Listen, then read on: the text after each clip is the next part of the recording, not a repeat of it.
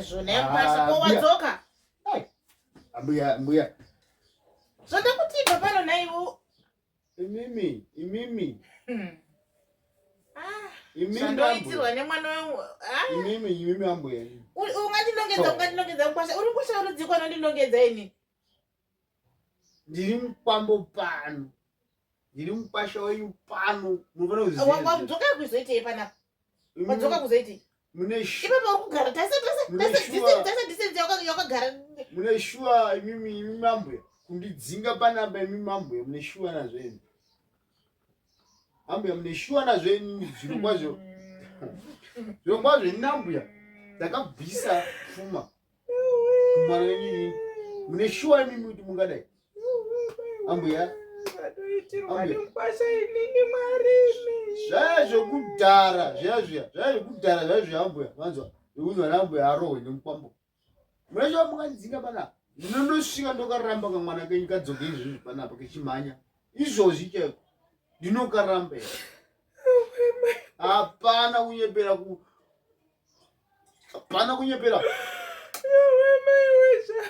Bukutai doro radonera mundebvu dzangu. Bukutai. Ndakabvisa kaini panapa.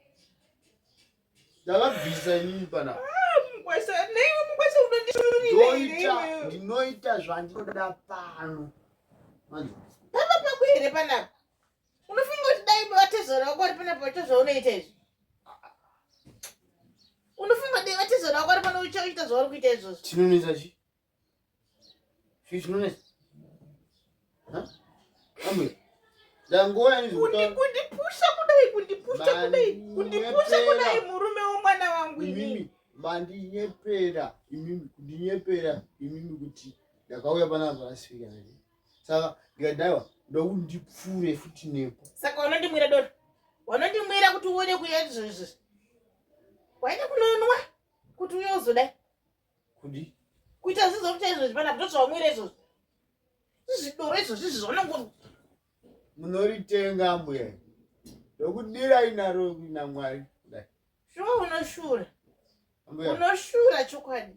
Ndipfure ndichikuonai kuti mudzidzo kutaura chokwadi.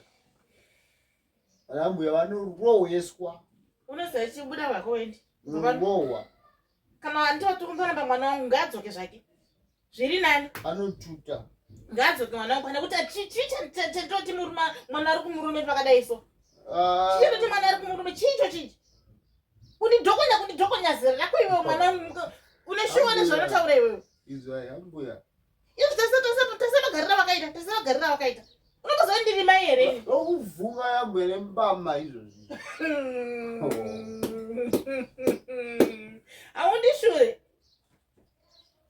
Okuvhunga ambuya.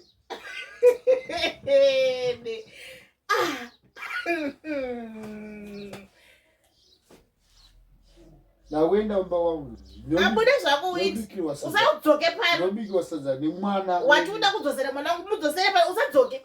Usadzoke pano. Kudzosa kuno. Ngadzoke kumba mwana wangu chicha ndimo uri murume pachiwe. Kuya kunetsa mwana. Iwe unodonherwa adzoke. Anondida mwana wenyu unondida zvekundida inini. Ndoshaya kuti akadeiko mwana wangu ipapa ini zvangu ina. Andizivi.